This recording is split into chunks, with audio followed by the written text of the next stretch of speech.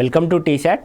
ఈరోజు మనం రసాయన శాస్త్రంలోనే పరమాణు నిర్మాణం అనేటువంటి అంశం గురించి నేర్చుకుంటున్నాం. పరమాణు నిర్మాణం, పరమాణువు అనగా విభజించడానికి వీల్లేనటువంటి సూక్ష్మాతి సూక్ష్మమైనటువంటి కణాన్నే పరమాణువు అని మనం నిర్వచించడం జరుగుతుంది. మరి ఈ పరమాణువు లోపల ఉన్నటువంటి నిర్మాణం అనగా ఎలక్ట్రాన్లు, ప్రోటాన్లు, న్యూట్రాన్లు, కర్పరాలు ఏ విధంగా ఉన్నాయి అనే అంశాన్ని అధ్యయనం చేయడం గురించి మనకు పరమాణు నిర్మాణం అనేటువంటి పాఠం ఉంటుంది. అదేవిధంగా పరమాణు నిర్మాణం లోపల మనకి పరమాణు నమూనాలు అనేటువంటి జే థామ్సన్, రూథర్ఫర్డ్, నిల్స్ బోర్ అనేటువంటి శాస్త్రవేత్తలు ప్రపోజ్ చేయడం జరిగింది. ఇక్కడ పరమాణు నమూనాలు అనగా పరమాణు లోపల ఏ విధంగా ఎలక్ట్రాన్లు, ప్రోటాన్లు, న్యూట్రాన్లు అమరి ఉన్నాయి అనేటువంటి తెలియజేసేటువంటి అంశాలే పరమాణు నమూనాలు. పరమాణు నమూనా గురించి మొదటిసారిగా మనకు జే థామ్సన్ అనేటువంటి శాస్త్రవేత్త పుచ్చపండుని ఆధారంగా చేసుకొని ఒక నమూనాని వివరించడం జరిగింది. అందుకే జే థామ్సన్ పరమాణు నమూనాన్ని పుచ్చపండు నమూనా అని కూడా అనడం జరుగుతుంది. జే థామ్సన్ అనేటువంటి శాస్త్రవేత్త పుచ్చపండులో ఉన్నటువంటి గింజలు ఏవైతే ఉన్నాయో గింజల్ని రుణావేశ కణాలుగా, అదేవిధంగా పుచ్చపండు లోపల ఉండేటువంటి గుజ్జుని ధనావేశపూరిత కణాలుగా వివరించడం జరిగింది. అయితే జే థామ్సన్ వివరించినట్లుగా రుణావేశ కణాలు, ధనావేశ కణాలు రెండు ఒకే దగ్గర కలిసి ఉండటం అనేటువంటిది జే థామ్సన్ పరమాణు నమూనాలో ఉన్నటువంటి ప్రధానమైనటువంటి లోపం. ఈ లోపాన్ని అధిగమించడం కోసం రూథర్ఫర్డ్ తన గోల్డ్ ఫాయిల్ ఎక్స్పెరిమెంట్ ద్వారా పరమాణు నమూనాన్ని వివరించే ప్రయత్నం చేయడం జరిగింది. రూథర్ఫర్డ్ పరమాణు నమూనా ప్రకారం పరమాణు లోపల అధిక భాగము ఖాళీగా ఉంటుంది, అనగా most of the space in the atom is empty space. అదేవిధంగా పరమాణు యొక్క ద్రవ్యరాశి అంతా కూడా పరమాణు యొక్క కేంద్రకం దగ్గర నిల్వ చేయబడి ఉంటుంది. ఫర్ ఎగ్జాంపుల్ ఇక్కడ ఇది కేంద్రకం అని అనుకుంటే చుట్టూ ఉండేటువంటి కర్పరాలు ఈ విధంగా ఉంటాయి. కేంద్రకం లోపల పరమాణు యొక్క ద్రవ్యరాశి అంతా కూడా కేంద్రీకరించబడి ఉంటుంది అని రూథర్ఫర్డ్ చెప్పడం జరిగింది తన గోల్డ్ ఫాయిల్ ఎక్స్పెరిమెంట్ ద్వారా. అయితే రూథర్ఫర్డ్ నమూనాలో ఉన్నటువంటి లోపాలను అధిగమిస్తూ నిల్స్ బోర్ అనేటువంటి శాస్త్రవేత్త మరొక పరమాణు నమూనాని వివరించడం జరిగింది. నిల్స్ బోర్ పరమాణు నమూనాన్ని మనము ప్రాథమిక పరమాణు నమూనాగా తీసుకోవడం జరుగుతుంది. అంటే మనము ఇప్పుడు కెమిస్ట్రీలో ఉన్నటువంటి పరమాణుకు సంబంధించినటువంటి అంశాలన్నీ కూడా నిల్స్ బోర్ పరమాణు నమూనా నుంచి తీసుకోవడం జరుగుతుంది. నిల్స్ బోర్ పరమాణు నమూనా ప్రకారం పరమాణు యొక్క మధ్య భాగంలో కేంద్రకం అనేటువంటిది ఉంటుంది. ఈ కేంద్రకం లోపల ప్రోటాన్స్ అండ్ న్యూట్రాన్స్ అనేటువంటివి ఇమిడి ఉంటాయి. ఈ ప్రోటాన్స్ అండ్ న్యూట్రాన్స్ రెండింటినీ కలిపి మనం న్యూక్లియాన్స్ అని అంటాం. ఏమంటాం? న్యూక్లియాన్స్. ప్రోటాన్స్ అండ్ న్యూట్రాన్స్ రెండింటిని కలిపి న్యూక్లియాన్స్ అని అంటాం. ఈ కేంద్రకం చుట్టూ ఎలక్ట్రాన్స్ అనేటువంటివి వృత్తాకార కక్షల్లో పరిభ్రమిస్తూ ఉంటాయి. ఈ కేంద్రకంలో ఉన్నటువంటి ప్రోటాన్కి ధనావేశం ఉంటుంది, అదేవిధంగా ఎలక్ట్రాన్స్కి రుణావేశం అనేటువంటిది ఉంటుంది. ఈ ప్రోటాన్లు, న్యూట్రాన్లు కలిపి మనం న్యూక్లియాన్స్ అని అంటున్నాం. ఈ కేంద్రకం చుట్టూ ఎలక్ట్రాన్లు అనేటువంటివి వృత్తాకార కక్షలో తిరుగుతూ ఉంటాయి. ఈ వృత్తాకార కక్షల్నే మనము కర్పరం అని అంటాం. కర్పరం లేదా షెల్ అని అంటాం. ఈ విధంగా మొదటి కర్పరానికి కే అని, రెండవ కర్పరానికి ఎల్ అని, మూడవ కర్పరానికి ఎం అని, అదేవిధంగా ఎన్ఓ, ఆ విధంగా నిల్స్ బోర్ నామకరణం చేయడం జరిగింది. ఈ KLM కర్పరాలకే n is equals to 1, n is equals to 2, n is equals to 3 అని నెంబరింగ్ ఇవ్వడం జరుగుతుంది. ఏదైతే ఈ సంఖ్యలు ఇవ్వడం జరిగిందో ఈ సంఖ్యలనే మనం ప్రధాన క్వాంటం సంఖ్యలు అని అనడం జరుగుతుంది. నెక్స్ట్ స్లైడ్లో మనం వాటి గురించి అధ్యయనం చేద్దాం. ఇది బేసిక్గా పరమాణు నమూనాలకి సంబంధించినటువంటి అంశాలు. జే థామ్సన్ పుచ్చపండు నమూనా, Rutherford gold foil experiment, Niels Bohr వివరించినటువంటి అంశాలన్నీ కూడా ఇక్కడ వివరించడం జరిగింది. పరమాణు లోపల సబాటమిక్ పార్టికల్స్ అనేటువంటి ఉంటాయని ఇంతకుముందే నేర్చుకున్నాం. ఆ సబాటమిక్ పార్టికల్స్ గురించి కొంత వివరంగా నేర్చుకునే ప్రయత్నం చేద్దాం. సబాటమిక్ పార్టికల్స్ అనేటువంటివి ప్రధానంగా ఎలక్ట్రాన్, ప్రోటాన్ మరియు న్యూట్రాన్. ఈ ప్రోటాన్ మరియు న్యూట్రాన్ రెండింటిని కలిపి న్యూక్లియాన్స్ అని అంటారు. ఎలక్ట్రాన్స్ అనేటువంటివి కేంద్రకం చుట్టూ వృత్తాకార కక్షల్లో తిరుగుతూ ఉంటాయి. ఎలక్ట్రాన్కి రుణావేశం అనేటువంటిది ఉంటుంది, దట్ మీన్స్ నెగటివ్ ఛార్జ్. ప్రోటాన్కి పాజిటివ్ ఛార్జ్ ధనావేశం అనేటువంటి ఉంటుంది, న్యూట్రాన్కి ఎటువంటి ఛార్జ్ అనేటువంటిది ఉండదు. మరి ఈ సబాటమిక్ పార్టికల్స్ని ఎవరు ఇన్వెంట్ చేశారు, వాటికి సంబంధించినటువంటి ఇన్ఫర్మేషన్ చూద్దాం. ఎలక్ట్రాన్ని జేజే థామ్సన్ అనేటువంటి శాస్త్రవేత్త మనకి ఇన్వెంట్ చేయడం జరిగింది. అదేవిధంగా ప్రోటాన్ని రూథర్ఫర్డ్ డిస్కవర్ చేయడం జరిగింది. అదేవిధంగా న్యూట్రాన్ని జేమ్స్ చాడ్విక్ అనేటువంటి శాస్త్రవేత్త కనుగొనడం జరిగింది. సో ఈ శాస్త్రవేత్తల నేమ్స్ అనేటువంటివి మనకు ఫ్రీక్వెంట్గా కాంపిటేటివ్ ఎగ్జామ్స్ లోపల అడుగుతున్నారు, గుర్తుంచుకోండి. Electron J J Thomson, proton Rutherford, neutron James Chadwick. ఈ ఎలక్ట్రాన్, ప్రోటాన్, న్యూట్రాన్కి సంబంధించినటువంటి మరింత ఇన్ఫర్మేషన్ అనేటువంటిది ఈ స్లైడ్ లోపల మనం చూడొచ్చు. ఎలక్ట్రాన్ని స్మాల్ ఈతో సూచిస్తాం, ప్రోటాన్ని స్మాల్ పీతో, అదేవిధంగా న్యూట్రాన్ని స్మాల్ ఎన్తో సూచించడం జరుగుతుంది. అదేవిధంగా ఎలక్ట్రాన్, ప్రోటాన్, న్యూట్రాన్లకు ఉన్నటువంటి అబ్జల్యూట్ ఛార్జింగ్ కనుక మనం చూసినట్లయితే చూడండి, ఇక్కడ 1.602 × 10⁻⁻19 కూలమ్స్ అటామిక్ ఛార్జ్ అనేటువంటిది కూలమ్స్ లోపల కొలుస్తాం మనం. ఇక్కడ ఇచ్చినటువంటి 1.602 × 10⁻⁻19 కూలమ్స్ అనేటువంటిది ఎలక్ట్రాన్కి సంబంధించినటువంటిది. అదేవిధంగా ప్రోటాన్కి కూడా అంతే పరిమాణం లోపల ఛార్జ్ అనేటువంటిది ఉంటుంది, కానీ వ్యతిరేక ఆవేశం కలిగి ఉంటుంది. ఇక్కడ ఎలక్ట్రాన్ అనేటువంటిది నెగిటివ్ ఛార్జ్ని, అంతే పరిమాణంలో నెగిటివ్ ఛార్జ్ని కలిగి ఉంటుంది. ప్రోటాన్ అనేటువంటిది అంతే పరిమాణంలో ధనావేశ ఛార్జ్ని కలిగి ఉంటుంది. న్యూట్రాన్ కనుక చూసినట్లయితే అబ్జల్యూట్ ఛార్జ్ అనేటువంటిది న్యూట్రల్గా ఉంటుంది, కాబట్టి మనకి ఇక్కడ 0గా ఇవ్వడం జరిగింది.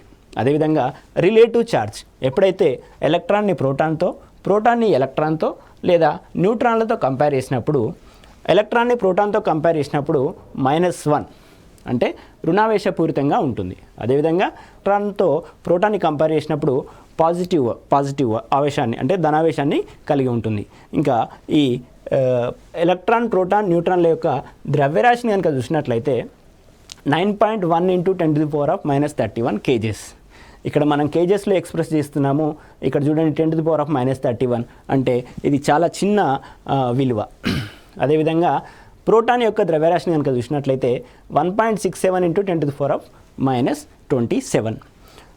న్యూట్రాన్ యొక్క ద్రవ్యరాశిని కనుక చూసినట్లయితే 1.67 × 10⁻⁻27. ఇక్కడ ప్రోటాన్కి, న్యూట్రాన్కి థర్డ్ డెసిమల్ తర్వాత వాల్యూస్ అనేటువంటి చేంజ్ అవుతున్నాయి, గమనించగలరు. అదేవిధంగా మాస్ని అటామిక్ మాస్ యూనిట్లో ఎక్స్ప్రెస్ చేస్తే 0.00054 అటామిక్ మాస్ యూనిట్స్ ఏఎంయూస్ అని ఎలక్ట్రాన్కి, అదేవిధంగా ప్రోటాన్కి, న్యూట్రాన్కి చూడండి 1.00727, 1.00867 థర్డ్ డెసిమల్స్ తర్వాత వాల్యూస్ అనేటువంటివి మారుతున్నాయి. ఇక్కడ ఎలక్ట్రాన్కి నెగ్లిజిబుల్ మాస్ అనేటువంటిది ఉంటుంది, కంపారిటివ్గా అప్రాక్సిమేట్ మాస్, అండ్ ప్రోటాన్కి 1 యూనిట్ మాస్, న్యూట్రాన్కి 1 యూనిట్ మాస్ అనేటువంటిది ఉండడం జరుగుతుంది. ఇది పరమాణు లోపల ఉండేటువంటి సబాటమిక్ పార్టికల్స్కి సంబంధించినటువంటి మరింత వివరణ. ఇక నెక్స్ట్ చూసినట్లయితే సబాటమిక్ పార్టికల్స్ మరి వారు డిస్కవర్ సైంటిస్ట్ గురించి నేర్చుకోవడం జరిగింది. ఆ తర్వాత మరిన్ని ప్రాథమిక అంశాలైనటువంటి పరమాణు సంఖ్య, ద్రవ్యరాశి సంఖ్యల గురించి అధ్యయనం చేద్దాం. పరమాణు సంఖ్యను జడ్తో సూచించడం జరుగుతుంది. పరమాణు సంఖ్య యొక్క నిర్వచనాన్ని కనుక తీసుకున్నట్లయితే మనం ఇంతకుముందు కేంద్రకం లోపల ప్రోటాన్లు, న్యూట్రాన్లు అనేటివి ఉంటాయి. ఆ రెండింటిని కలిపి న్యూక్లియాన్లు అని అంటామని చెప్పడం జరిగింది. అదేవిధంగా ఇక్కడ పరమాణు సంఖ్యను కనుక తీసుకున్నట్లయితే కేంద్రకంలో ఉన్న ప్రోటాన్ల సంఖ్యనే పరమాణు సంఖ్య అని అంటాం. కేంద్రకం లోపల ప్రోటాన్లు, న్యూట్రాన్లు ఉన్నప్పటికీ కేవలం ప్రోటాన్ల సంఖ్యనే పరమాణు సంఖ్య అని పిలవడం జరుగుతుంది. For example, if I take hydrogen atom కనుక తీసుకున్నట్లయితే హైడ్రోజన్ ఆటమ్ యొక్క కేంద్రకంలో ఒకటే ప్రోటాన్ అనేటువంటిది ఉంటుంది. కావున హైడ్రోజన్ యొక్క పరమాణు సంఖ్య అనేటువంటిది 1 అని నిర్వచించడం జరుగుతుంది. అదేవిధంగా రెండవ మూలకమైనటువంటి హీలియంని తీసుకుంటే 2 ప్రోటాన్లు అనేటువంటివి ఉండడం జరుగుతుంది. ఈ విధంగా ఒక తటస్థ పరమాణులో ఎలక్ట్రాన్ల సంఖ్య ప్రోటాన్ల సంఖ్యకు సమానం. అనగా ఏదైతే న్యూట్రల్ ఆటం ఉంటుందో న్యూట్రల్ ఆటం లోపల కేంద్రకంలో ఉన్నటువంటి ప్రోటాన్ల సంఖ్య కేంద్రకం చుట్టూ తిరుగుతున్నటువంటి ఎలక్ట్రాన్ల సంఖ్యకు సమానంగా ఉంటుంది తటస్థ పరమాణువులో మాత్రమే. అంటే పరమాణు సంఖ్యను మరొక విధంగా నిర్వచించాలనంటే పరమాణులో ఉన్నటువంటి ప్రోటాన్ల సంఖ్య లేదా పరమాణులో ఉన్నటువంటి ఎలక్ట్రాన్ల సంఖ్యనే పరమాణు సంఖ్య అని పిలవడం జరుగుతుంది. పరమాణు సంఖ్యని మనము జెడ్తో సూచిస్తాము. ఇది పరమాణు సంఖ్యకి సంబంధించినటువంటి ఇన్ఫర్మేషన్. ఇక్కడ కొన్ని మూలకాలు మరి వాటి పరమాణు సంఖ్యల్ని మనం చూసే ప్రయత్నం చేద్దాం. హైడ్రోజన్ 1, హీలియం 2, అదేవిధంగా నైట్రోజన్ 7, కార్బన్ 6, ఆక్సిజన్ 8. అంటే ఈ పరమాణు సంఖ్యలకి అర్థం ఏంటంటే హైడ్రోజన్ లోపల ఒక ప్రోటాన్ ఉంది, అదేవిధంగా ఒక ఎలక్ట్రాన్ ఉంది. నైట్రోజన్ లోపల 7 ప్రోటాన్స్ ఉన్నాయి, 7 ఎలక్ట్రాన్లు అనేటువంటివి ఉండడం జరిగింది. కార్బన్ లోపల 6 ఎలక్ట్రాన్లు, ఆక్సిజన్ లోపల 8 ఎలక్ట్రాన్లు లేదా 8 ప్రోటాన్లు.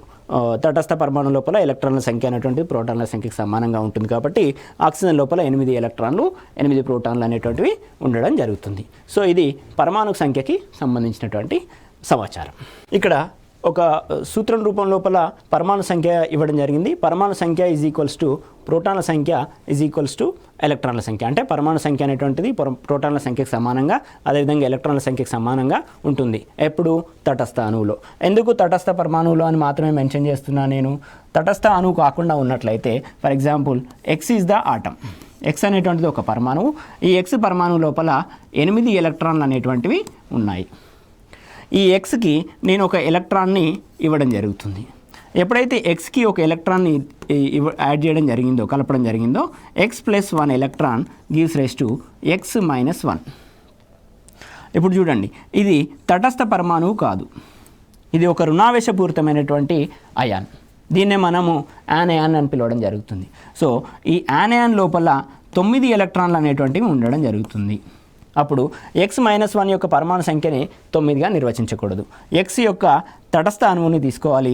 ఈ తటస్థ అణువు ఏదైతే ఉందో ఈ తటస్థ పరమాణువులో ఉన్నటువంటి ఎలక్ట్రాన్ల సంఖ్యనే మనము పరమాణు సంఖ్య అని అంటున్నాం, లేదా ప్రోటాన్ల సంఖ్యనే పరమాణు సంఖ్య అని పిలవడం జరుగుతుంది. అందుకోసమే ఇక్కడ తటస్థ అణువులు అనేటువంటిది మెన్షన్ చేయడం జరిగింది.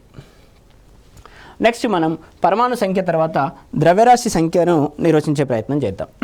ఇవి రెండు కూడా ఫ్రీక్వెంట్గా ఎగ్జామ్లో వస్తున్నటువంటి డెఫినేషన్. వీటిని బేస్ చేసుకొని కొన్ని క్వశ్చన్లు కూడా మనం సాల్వ్ చేద్దాం. నెక్స్ట్ ద్రవ్యరాశి సంఖ్య. ఇంతకుముందే మనం చెప్పుకున్నాం, న్యూక్లియాన్లు అంటే కేంద్రకంలో ఉన్నటువంటి న్యూట్రాన్లు మరియు ప్రోటాన్లు. ఈ మొత్తం న్యూక్లియాన్ల సంఖ్యనే ఇప్పుడు ద్రవ్యరాశి సంఖ్య అని పిలవడం జరుగుతుంది. అంటే రూథర్ఫర్డ్ చెప్పినట్టుగా పరమాణు యొక్క మొత్తం ద్రవ్యరాశి అంతా కూడా కేంద్రకం దగ్గర కేంద్రీకృతమై ఉంది. కేంద్రకం లోపల ఉన్నటువంటి సబాటమిక్ పార్టికల్స్ ఏవైతే ఉన్నాయో, ప్రోటాన్ అండ్ న్యూట్రాన్, ఇవి మాత్రమే పరమాణు యొక్క భారానికి, పరమాణు యొక్క ద్రవ్యరాశికి కారణమవుతున్నాయి. కావున మొత్తం న్యూక్లియాన్ల సంఖ్యనే ద్రవ్యరాశి సంఖ్య నిర్వచించడం జరుగుతుంది. ద్రవ్యరాశి సంఖ్య ఈజ్ ఈక్వల్స్ టు ప్రోటాన్ల సంఖ్య ప్లస్ న్యూట్రాన్ల సంఖ్య. దీన్నే మనం ఇంగ్లీష్లో మాస్ నెంబర్ అని అంటాం. ద్రవ్యరాశి సంఖ్య ఈజ్ ఈక్వల్స్ టు ప్రోటాన్ల సంఖ్య ప్లస్ న్యూట్రాన్ల సంఖ్య. ద్రవ్యరాశి సంఖ్యను ఏతో సూచిస్తాము, పరమాణు సంఖ్యని జెడ్తో సూచిస్తాము. సో ZXA మెథడ్ అంటే ఏంటంటే ఎక్స్ అనేటువంటిది ఎలిమెంట్, జెడ్ అనేటువంటిది పరమాణు సంఖ్య, ఏ అనేటువంటిది ద్రవ్యరాశి సంఖ్య. For example if I right 6C12, నేను 6C12 అని రాసినట్లయితే 6 అనేటువంటిది పరమాణు సంఖ్యని, 12 అనేటువంటిది ద్రవ్యరాశి సంఖ్యని సూచిస్తుందని గుర్తుంచుకోవాలి. ఇదే విధంగా మనము అన్ని ఎలిమెంట్స్ని రాయడం జరుగుతుంది. 7N14. ఇక్కడ 7 అనేటువంటిది పరమాణు సంఖ్యని, 14 అనేటువంటిది ద్రవ్యరాశి సంఖ్యని సూచిస్తుంది. సో ద్రవ్యరాశి సంఖ్య ఈజ్ ఈక్వల్స్ టు ప్రోటాన్ల సంఖ్య ప్లస్ న్యూట్రాన్ల సంఖ్య. ఇక్కడ ప్రోటాన్ల సంఖ్యనే మనం పరమాణు సంఖ్య అంటాం కాబట్టి జెడ్ అనేటువంటిది ఇక్కడ ఇవ్వడం జరిగింది. ప్రోటాన్ల సంఖ్య ప్లస్ న్యూట్రాన్ల సంఖ్య, ఇదే ద్రవ్యరాశి సంఖ్య. ఈ పరమాణు సంఖ్య ద్రవ్యరాశి సంఖ్య అంటే అటామిక్ నెంబర్, మాస్ నెంబర్తో పాటు మనకి అటామిక్ వెయిట్ అనేటువంటి ఇంకొక కాన్సెప్ట్ కూడా ఉంది. అటామిక్ వెయిట్ అంటే ఏం లేదు, ప్రతి ఆటంకి ఐసోటోప్స్ అనేటువంటివి ఉంటాయి. ఈ ఐసోటోప్ల యొక్క యావరేజ్ వెయిట్ని తీసుకొని క్యాల్కులేట్ చేసిందే అటామిక్ వెయిట్. అందుకే మనకు ద్రవ్యరాశి సంఖ్య అనేటువంటిది నిర్దిష్టమైన సంఖ్యగా ఉంటుంది. అటామిక్ వెయిట్ అనేటువంటిది డెసిమల్స్ లోపల ఉండడం జరుగుతుంది. నెక్స్ట్ మనము పరమాణు సంఖ్య, ద్రవ్యరాశి సంఖ్య గురించి నేర్చుకున్న తర్వాత న్యూట్రాన్ల సంఖ్యని ఏ విధంగా ద్రవ్యరాశి సంఖ్య, పరమాణు సంఖ్య నుంచి కనుక్కోవచ్చు అనే విషయాన్ని చూద్దాం. ఇంతకుముందు నేను ద్రవ్యరాశి సంఖ్య గురించి చెప్పినప్పుడు ఒక ఫార్ములా రాయడం జరిగింది. ద్రవ్యరాశి సంఖ్య ఈజ్ ఈక్వల్స్ టు ప్రోటాన్ల సంఖ్య ప్లస్ న్యూట్రాన్ల సంఖ్య. అక్కడి నుంచి వచ్చిందే ఈ ఫార్ములా. న్యూట్రాన్ల సంఖ్యని బేస్ చేసుకొని రాస్తే న్యూట్రాన్ల సంఖ్య ఈజ్ ఈక్వల్స్ టు ద్రవ్యరాశి సంఖ్య మైనస్ పరమాణు సంఖ్య. n is equals to Z minus A. n అంటే న్యూట్రాన్ల సంఖ్య, z అనేటువంటిది ద్రవ్యరాశి సంఖ్య, ఏ అనేటువంటిది పరమాణు సంఖ్య. ఓకేనా. ఇక్కడ ఒక క్వశ్చన్ ఇవ్వడం జరిగింది. కార్బన్ మరియు ఆక్సిజన్లోని న్యూట్రాన్ల సంఖ్యని కనుగొనండి. కార్బన్ కనుక తీసుకున్నట్లయితే మనము 6C12 అని రాయడం జరుగుతుంది. ఇక్కడ ఉన్నటువంటిది మనకి ఇది ద్రవ్యరాశి సంఖ్య, ఇది పరమాణు సంఖ్య. సో 6C12 మనకి number of neutrons is equals to, అంటే న్యూట్రాన్ల సంఖ్య ఈజ్ ఈక్వల్స్ టు ద్రవ్యరాశి సంఖ్య మైనస్ పరమాణు సంఖ్య. 12 మైనస్ 6 ఈజ్ ఈక్వల్స్ టు 6. ఈ విధంగా మనకి ఎగ్జామ్ లోపల ప్రశ్నలు వచ్చేటువంటి అవకాశం ఉంది. అదేవిధంగా ఆక్సిజన్ కనుక తీసుకున్నట్లయితే ఆక్సిజన్ 8O16, పరమాణు సంఖ్య అనేటువంటిది 8, ద్రవ్యరాశి సంఖ్య అనేటువంటిది 16. నెంబర్ ఆఫ్ న్యూట్రాన్ల సంఖ్యని కనుక కనుగొనాలనంటే న్యూట్రాన్ల సంఖ్య is equals to 16 minus 8. 16 minus 8. n is equals to 8. ఈ విధంగా న్యూట్రాన్ల సంఖ్య అనేటువంటిది 8గా ఉంటుంది. ఇక్కడ మీరు చెక్ చేసుకోవచ్చు. Number of neutrons in oxygen atom is equals to 8. Number of neutrons in carbon atom is equals to 6. Number of neutrons varies in isotopes that I explain later. Okay. ఈ విధంగా న్యూట్రాన్ల సంఖ్యను కనుగొనడానికి ఇది formula. n is equals to Z minus A గుర్తుపెట్టుకోండి. Next మనకు పరమాణు నిర్మాణం లోపల పరమాణు నిర్మాణం ఆధారంగా వచ్చినటువంటి మరొక 2 అంశాలు ఐసోబార్లు, ఐసోటోప్లు, ఐసోటోన్లు. ఈ విధంగా ఐసోబార్ల మీద, ఐసోటోప్ల మీద మనకి ఫ్రీక్వెంట్గా క్వశ్చన్స్ అడగడం, వాటి కింద ఆన్సర్స్ ఇవ్వడం జరుగుతుంది. క్లియర్గా నేర్చుకునే ప్రయత్నం చేద్దాం.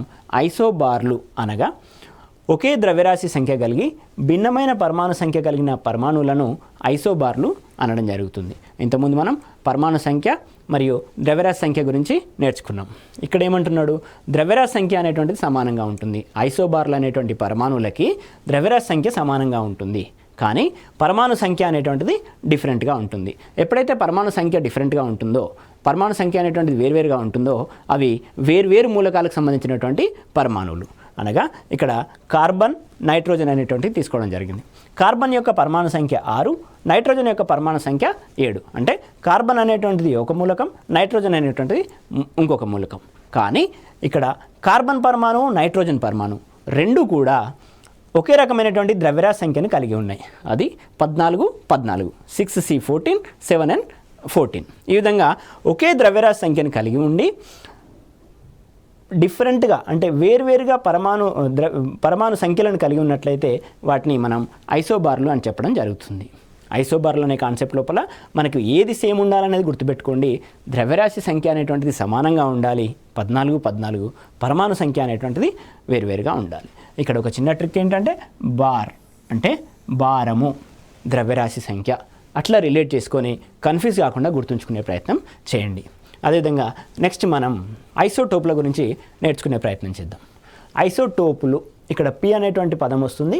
అదేవిధంగా పరమాణు సంఖ్య లోపల మొదటి పదం కూడా పరమాణు పి కాబట్టి ఆ విధంగా గుర్తుంచుకునే ప్రయత్నం చేయండి. ఐసోటోపుల లోపల పరమాణు సంఖ్య సమానంగా ఉంటుంది, ద్రవ్యరాశి సంఖ్య వేరువేరుగా ఉంటుంది. ఇక్కడ చూడండి, ఒకే పరమాణు సంఖ్య కలిగి వివిధ పరమాణు ద్రవ్యరాశి సంఖ్యలను, అంటే వేరువేరు పరమాణు ద్రవ్యరాశి సంఖ్యలను కలిగిన పరమాణువులను ఐసోటోపులు అని అనడం జరుగుతుంది. ఐసోటోపుల లోపల పరమాణు సంఖ్య సమానంగా ఉంటుంది, ఐసోబార్ల లోపల ద్రవ్యరాశి సంఖ్య అనేటువంటిది సమానంగా ఉంటుంది. ఇది గుర్తుంచుకోండి. ఇక్కడ ఐసోటోపులకి ఒక ఎగ్జాంపుల్ కనుక తీసుకున్నట్లయితే హైడ్రోజన్ యొక్క ఐసోటోపులు అనేటువంటివి ఇక్కడ తీసుకోవడం జరిగింది. Protium, deuterium, tritium. Very important.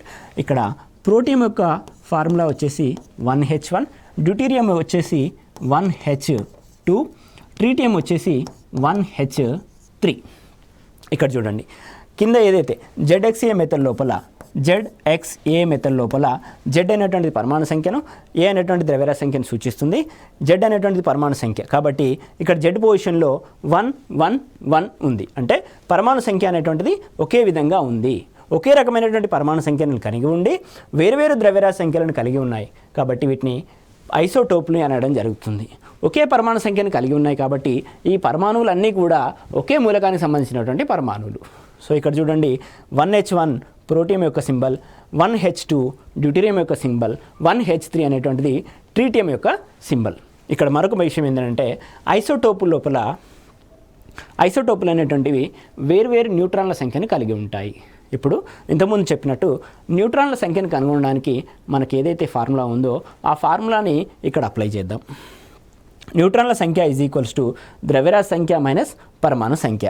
న్యూట్రాన్ల సంఖ్య is equals to number of neutrons is equals to ద్రవ్యరాశి సంఖ్య మైనస్ పరమాణు సంఖ్య. 1 - 1 ఈజ్ ఈక్వల్స్ టు 0. అంటే ప్రోటియంలో ఉన్నటువంటి న్యూట్రాన్ల సంఖ్య అనేటువంటిది 0. అదేవిధంగా డ్యూటీరియంలో ఉన్నటువంటి న్యూట్రాన్ల సంఖ్యను కనుక చూసినట్లయితే number of neutrons is equals to ద్రవ్యరాశి సంఖ్య మైనస్ పరమాణు సంఖ్య 2 - 1 విచ్ ఈజ్ ఈక్వల్స్ టు 1. అంటే డ్యూటీరియంలో ఉన్నటువంటి న్యూట్రాన్ల సంఖ్య 1. అదేవిధంగా ట్రీటియంలో ఉన్నటువంటి న్యూట్రాన్ల సంఖ్యను కనుక తీసుకున్నట్లయితే number of neutrons is equals to 3 - 1 which is equals to 2. ఆ విధంగా ట్రీటియం లోపల న్యూట్రాన్ల సంఖ్య అనేటువంటిది 2గా, డ్యూటీరియం లోపల న్యూట్రాన్ల సంఖ్య అనేటువంటిది 1గా, ప్రోటియం లోపల న్యూట్రాన్ల సంఖ్య అనేటువంటిది 0గా ఉండడం జరిగింది. ఇక్కడ గుర్తుంచుకోవాల్సిన విషయం ఏంటంటే ఐసోటోపుల లోపల పరమాణు సంఖ్య సేమ్ ఉంటుంది, ద్రవ్యరాశి సంఖ్య వేరువేరుగా ఉంటుంది. ద్రవ్యరాశి సంఖ్య వేరువేరుగా ఉండడానికి గల కారణం ఏంటి అని అంటే వేరువేరు సంఖ్యల్లో న్యూట్రాన్లను కలిగి ఉండడమే కారణంగా మనం అబ్జర్వ్ చేయవచ్చు. ఈ విధంగా ఐసోబార్లు, ఐసోటోప్ల గురించి నేర్చుకున్నాము. ఇదే కాన్సెప్ట్ లోపల మనం నేర్చుకోవాల్సినటువంటి మరొక విషయం ఏంటంటే ఐసోటోన్స్ లోపల పరమాణు సంఖ్య, ద్రవ్యరాశి సంఖ్య వేరువేరుగా ఉంటుంది, కానీ న్యూట్రాన్ల సంఖ్య అనేటువంటిది సమానంగా ఉంటుంది. గుర్తుంచుకోండి, ఇక్కడ ఐసోటోన్స్ లోపల ఎన్నటువంటి లెటర్ వచ్చింది, ఎన్ రిలేటెడ్ టు ద న్యూట్రాన్, అట్లా గుర్తుంచుకోండి. ఐసోటోన్స్ లోపల న్యూట్రాన్ల సంఖ్య సమానంగా ఉంటుంది, పరమాణు సంఖ్య, ద్రవ్యరాశి సంఖ్య వేరువేరుగా ఉంటాయి. అంటే పరమాణు సంఖ్యలు వేరువేరుగా ఉంటాయి, ద్రవ్యరాశి సంఖ్యలు వేరువేరుగా ఉంటాయి, కానీ వాటి లోపల ఉండేటువంటి న్యూట్రాన్ల సంఖ్య అనేటువంటి సమానంగా ఉంటుంది. వాటిని ఐసోటోన్లు అని అంటాం. సింపుల్గా చెప్పాలనంటే ద్రవ్యరాశి సంఖ్య సమానంగా ఉంటే ఐసోబార్లు, పరమాణు సంఖ్య సమానంగా ఉంటే ఐసోటోప్లు, న్యూట్రాన్ల సంఖ్య సమానంగా ఉంటే ఐసోటోన్లు అని గుర్తుపెట్టుకోండి. నెక్స్ట్, ఒక కర్పరం లోపల అంటే ఒక ఆటం లోపల షెల్స్ అనేటువంటివి ఉంటాయి. ఇది ఒక ఆటం అని అనుకున్నట్లయితే ఈ ఆటం లోపల కర్పరాలు లేదా షెల్స్ లేదా కక్షలు అని అనడం జరుగుతుంది. ఈ కక్ష లోపల ఉండేటువంటి ఎలక్ట్రాన్ల సంఖ్య, ఒక కక్ష లోపల ఉండేటువంటి ఎలక్ట్రాన్ల సంఖ్య అనేటువంటిది 2n² సమానంగా ఉంటుంది. 2n². ఇక్కడ n అనేటువంటిది కక్ష యొక్క సంఖ్య. నిల్స్ బోర్ సూచించినట్లుగా ఈ విధమైనటువంటి కక్షకి n ఈజ్ ఈక్వల్స్ టు 1 అని ఇస్తాము. ఈ విధమైనటువంటి కక్షకి n ఈజ్ ఈక్వల్స్ టు 2 అని ఇస్తాము. ఈ n ఈజ్ ఈక్వల్స్ టు 3 అంటే కేకి n ఈజ్ ఈక్వల్స్ టు 1 అని, ఎల్కి n ఈజ్ ఈక్వల్స్ టు 2 అని, ఎంకి n ఈజ్ ఈక్వల్స్ టు 3 అని ఇవ్వడం జరుగుతుంది. ఇప్పుడు ఒక కక్ష లోపల ఉండేటువంటి గరిష్ట ఎలక్ట్రాన్ల సంఖ్యకి ఇక్కడ ఒక చిన్న సూత్రం ఇవ్వడం జరిగింది, అదే 2n². n అనేటువంటిది కర్పరం యొక్క సంఖ్య. ఈ విధమైనటువంటి ప్రశ్నలు ఇంతకుముందు ఎగ్జామ్స్లో రావడం జరిగింది. ఒకసారి నేర్చుకునే ప్రయత్నం చేద్దాం. ఇప్పుడు మొదటి కక్షలో ఉన్నటువంటి లేదా మొదటి కర్పరంలో ఉన్నటువంటి గరిష్ట ఎలక్ట్రాన్ల సంఖ్య ఎంత? ఇక్కడ ఒక ఎగ్జాంపుల్ క్వశ్చన్ ఇవ్వడం జరిగింది. ఇప్పుడు 2n² ఫార్ములా ప్రకారము n లోపల మనము 1ని సబ్స్టిట్యూట్ చేస్తే వచ్చేటువంటిది మనకు నెంబర్, గరిష్ట ఎలక్ట్రాన్ల సంఖ్య 2 × 1² 1² is equals to 1, 2 × 1 which is equals to 2. అంటే ఇక్కడ మనకి మొదటి కర్పరంలో ఉన్నటువంటి గరిష్ట ఎలక్ట్రాన్ల సంఖ్య అనేటువంటిది 2కు సమానంగా ఉంటుంది. అదేవిధంగా రెండవ కక్షలో ఉన్నటువంటి గరిష్ట ఎలక్ట్రాన్ల సంఖ్యను చూద్దాం. రెండవ కక్షలో ఉన్నటువంటి గరిష్ట ఎలక్ట్రాన్ల సంఖ్య మనకున్నటువంటి ఫార్ములా 2n². ఇక్కడ రెండవ కక్ష అంటున్నాం కాబట్టి n ఈజ్ ఈక్వల్స్ టు 2. అదేవిధంగా n ప్లేస్లో మనము 2ని సబ్స్టిట్యూట్ చేద్దాం. 2 × 2² which is equals to 2 × 4 which is equals to 2 × 4 which is equals to 8. So రెండవ కక్షలో మనకి గరిష్టంగా ఉండేటువంటి ఎలక్ట్రాన్ల సంఖ్య అనేటువంటిది 8గా ఉంటుంది. అదేవిధంగా మనము మూడో కక్షలో ఉన్నటువంటి గరిష్ట ఎలక్ట్రాన్ల సంఖ్యని లెక్కిద్దాం. 2n². మూడో కక్ష అంటున్నాం కాబట్టి n ఈజ్ ఈక్వల్స్ టు 3. 2 × 3² 2 × ఇప్పుడు ఈ కక్షలు వాటిలో ఉండేటువంటి ఎలక్ట్రాన్లకు సంబంధించి అదనపు సమాచారాన్ని చూద్దాం. ఫర్ ఎగ్జాంపుల్ ఇది ఒక న్యూక్లియస్ అని అనుకుంటే దీని చుట్టూ కక్షలు అనేటువంటి ఉంటుంది. ఇది 1వ కక్ష, ఇది 2వ కక్ష, ఇది 3వ కక్ష, అదేవిధంగా 4వ కక్షను కూడా తీసుకుందాము. ఇప్పుడు 1వ కక్ష లోపల n = 1 అని అనుకున్నాము. 2n² ఫార్ములా ప్రకారము 1వ కక్షలో ఉన్నటువంటి ఎలక్ట్రాన్ల సంఖ్య 2 ఎలక్ట్రాన్లు. అదేవిధంగా 2వ కక్షకి n = 2 అని అనుకున్నాము. 2n² ప్రకారము మనకు వచ్చినటువంటి నెంబర్ ఆఫ్ ఎలక్ట్రాన్స్ 8 ఎలక్ట్రాన్స్. అదేవిధంగా n = 3 లోపల 3వ కక్ష లోపల ఉన్నటువంటి గరిష్ట ఎలక్ట్రాన్ల సంఖ్య 18 ఎలక్ట్రాన్లు. ఈ విధంగా 2 ఎలక్ట్రాన్లు, 8 ఎలక్ట్రాన్లు, 18 ఎలక్ట్రాన్లు అనేటువంటివి మొదటి కక్షకి, రెండవ కక్షకి, 3వ కక్షకి సంబంధించినటువంటి గరిష్ట ఎలక్ట్రాన్ల సంఖ్య. ఎందుకు ఈ విధంగా 1వ కక్ష లోపల 2 ఎలక్ట్రాన్లు మాత్రమే ఉన్నాయి, 2వ కక్ష లోపల 8 ఎలక్ట్రాన్లు ఉన్నాయి, 3వ కక్షలో 18 ఎలక్ట్రాన్లు మాత్రమే ఎందుకు ఉన్నాయన్న విషయాన్ని ఇక్కడ చూద్దాం. ఇప్పుడు n = 1 లోపల ప్రధాన క్వాంటం సంఖ్యకి సంబంధించినటువంటి సంఖ్యకి సమానంగా ఆర్బిటాల్స్ అనేటువంటివి ఉంటాయి. కావున n = 1. 1వ కక్ష లోపల s ఆర్బిటాల్ మాత్రమే ఉంటుంది. 2వ కక్ష లోపల s ఆర్బిటాల్ మరియు p ఆర్బిటాల్ అనేటువంటివి 2 ఆర్బిటాల్స్ ఉంటాయి. 3వ కక్ష లోపల s ఆర్బిటాల్, p ఆర్బిటాల్ మరియు d ఆర్బిటాల్ 3 ఆర్బిటాల్స్ అనేటువంటి ఉంటాయి. అదేవిధంగా n = 4 తీసుకుంటే s orbital, p orbital, d orbital, అదేవిధంగా f ఆర్బిటాల్ అనేటువంటివి ఉండడం జరుగుతుంది. ఇప్పుడు మనకు తెలుసు s ఆర్బిటాల్ లోపల సబ్ ఆర్బిటాల్స్ అనేటువంటివి ఒకటే ఒక సబ్ ఆర్బిటాల్ అనేటువంటిది ఉంటుంది. p ఆర్బిటాల్ లోపల 3 సబ్ ఆర్బిటాల్స్ అనేటువంటివి ఉండడం జరుగుతుంది. వాటిని మనం px, py, pzతో సూచించడం జరుగుతుంది. ఇంకా తీసుకున్నట్లయితే d ఆర్బిటాల్ లోపల 5 సబ్ ఆర్బిటాల్స్ అనేటువంటివి ఉండడం జరుగుతుంది. 5 సబ్ ఆర్బిటాల్. ఇక్కడ ఒక్కొక్క సబ్ ఆర్బిటాల్ని నేను ఒక్కొక్క బాక్స్ చేత సూచించడం జరుగుతుంది. s లోపల ఒకటే బాక్స్ తీసుకున్నాను, అంటే ఒకటే సబ్ ఆర్బిటాల్. p లోపల 3 బాక్సులు తీసుకున్నాను, 3 సబ్ ఆర్బిటాల్. d లోపల 5 బాక్సెస్ తీసుకున్నాను, 5 సబ్ ఆర్బిటాల్స్. ఇప్పుడు ఒక్కొక్క బాక్స్ లోపల 2 ఎలక్ట్రాన్లు అనేటువంటివి ఉండడం జరుగుతుంది. అంటే s ఆర్బిటాల్ లోపల గరిష్టంగా ఉండేటువంటి ఎలక్ట్రాన్ల సంఖ్య 2 ఎలక్ట్రాన్లు. అదేవిధంగా p ఆర్బిటాల్ లోపల 3 బాక్సులు అనేటువంటి ఉంటాయి. ఒక్కొక్క బాక్స్ లోపల 2 ఎలక్ట్రాన్లు. కాబట్టి మొత్తంగా 6 ఎలక్ట్రాన్లు అనేటువంటివి p ఆర్బిటాల్ లోపల ఉండగలవు. అదేవిధంగా d ఆర్బిటాల్ లోపల మొత్తంగా 10 ఎలక్ట్రాన్లు అనేటువంటివి ఉండగలవు. ఇది ఒక ఆర్బిటాల్ లోపల ఉన్నటువంటి గరిష్ట ఎలక్ట్రాన్లకు సంబంధించినటువంటి ఇన్ఫర్మేషన్. ఇప్పుడు ఒక కర్పరంలో ఉన్నటువంటి గరిష్ట ఎలక్ట్రాన్లకు సంబంధించిన ఇన్ఫర్మేషన్ ఇది. 2 ఎలక్ట్రాన్లు, 8 ఎలక్ట్రాన్లు, 18 ఎలక్ట్రాన్లు. 1వ కక్ష లోపల 2 ఎలక్ట్రాన్లు, 2వ కక్ష లోపల 8 ఎలక్ట్రాన్లు, 3వ కక్ష లోపల 18 ఎలక్ట్రాన్లు. ఇప్పుడు ఒక ఆర్బిటాల్లో ఉన్నటువంటి గరిష్ట ఎలక్ట్రాన్లను ఆధారం చేసుకొని ఒక కక్షలో ఉన్నటువంటి గరిష్ట ఎలక్ట్రాన్లను నిర్ధారిద్దాం. 1వ కక్ష లోపల s ఆర్బిటాల్ మాత్రమే ఉంది. కావున 1వ కక్షలో గరిష్టంగా ఉండే ఎలక్ట్రాన్ల సంఖ్య 2 ఎలక్ట్రాన్లు. 2వ కక్ష లోపల 2 ఆర్బిటాల్స్ అనేటువంటి ఉండడం జరిగింది. s ఆర్బిటాల్ లోపల గరిష్టంగా 2 ఎలక్ట్రాన్లు, అదేవిధంగా p ఆర్బిటాల్ లోపల గరిష్టంగా 6 ఎలక్ట్రాన్లు. మొత్తంగా 8 ఎలక్ట్రాన్లు అనేటువంటివి 2వ కక్షలో ఉండేటువంటి గరిష్ట ఎలక్ట్రాన్ల సంఖ్య. అదేవిధంగా n = 3. n = 3 అయినప్పుడు 2n² ఫార్ములా ప్రకారం మనకి మొత్తంగా 3వ ఆర్బిటాల్ లోపల గరిష్టంగా ఉండే ఎలక్ట్రాన్ల సంఖ్య 18 ఎలక్ట్రాన్లు. 3వ కక్ష లోపల మనకున్నటువంటి orbitals s orbital, p orbital మరియు d ఆర్బిటాల్. ఇప్పుడు s ఆర్బిటాల్ లోపల గరిష్టంగా ఉన్నటువంటి ఎలక్ట్రాన్ల సంఖ్య 2 ఎలక్ట్రాన్లు. p ఆర్బిటాల్లో గరిష్టంగా ఉన్నటువంటి ఎలక్ట్రాన్ల సంఖ్య 6 ఎలక్ట్రాన్లు. ఎందుకంటే 3 సబ్ ఆర్బిటాల్స్ ఉన్నాయి. ఒక్కొక్క సబ్ ఆర్బిటాల్ లోపల 2 ఎలక్ట్రాన్లు, 3 2 6 ఎలక్ట్రాన్స్. 6 ఎలక్ట్రాన్స్. అదేవిధంగా d ఆర్బిటాల్ లోపల ఉన్నటువంటి గరిష్ట ఎలక్ట్రాన్ల సంఖ్య 10 ఎలక్ట్రాన్లు. సో మొత్తంగా 3వ కక్ష లోపల s orbital, p orbital, d orbital అనేటువంటివి 3 ఆర్బిటాల్స్ ఉన్నాయి. కావున 2 + 6 + 10 ఇక్కడ రాస్తున్నాను. 2 + 6 + 10 మొత్తంగా 18 ఎలక్ట్రాన్స్ అనేటువంటివి ఉండడం జరుగుతుంది. అదేవిధంగా 4వ కక్షలోకి తీసుకున్నట్లయితే s orbital, p orbital, d orbital and f orbital అనేటువంటిది ఉండడం జరిగింది. f ఆర్బిటాల్ లోపల మనకు 7 సబ్ ఆర్బిటాల్స్ అనేటువంటివి ఉండడం జరుగుతుంది.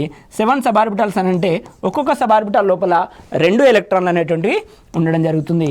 సో ఒక్కొక్క సబ్ ఆర్బిటాల్ లోపల 2 ఎలక్ట్రాన్లు ఉన్నప్పుడు మొత్తంగా 7 సబ్ ఆర్బిటాల్స్ ఉన్నప్పుడు మనకి 14 ఎలక్ట్రాన్లు అనేటువంటివి ఎఫ్ ఆర్బిటాల్ లోపల ఉండడం జరుగుతుంది. ఇప్పుడు 4వ కక్షలో ఉండేటువంటి గరిష్ట ఎలక్ట్రాన్ల సంఖ్యని చెక్ చేసినట్లయితే మనకున్న ఫార్ములా ప్రకారం 2n² which is equals to n is equals to 4 అయినప్పుడు 4 4 16, 16 2 32 ఎలక్ట్రాన్, 32 ఎలక్ట్రాన్లు. అంటే 4వ కక్ష లోపల 32 ఎలక్ట్రాన్లు అనేటువంటివి ఉండాలి.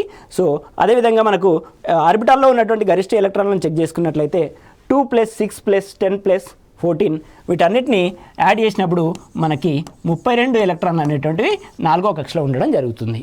ఇది ఒక కక్షలో ఉన్నటువంటి గరిష్ట ఎలక్ట్రాన్లు, అదేవిధంగా ఆర్బిటాల్లో ఉన్నటువంటి గరిష్ట ఎలక్ట్రాన్లకి సంబంధించినటువంటి సమాచారం. Thank you one and all.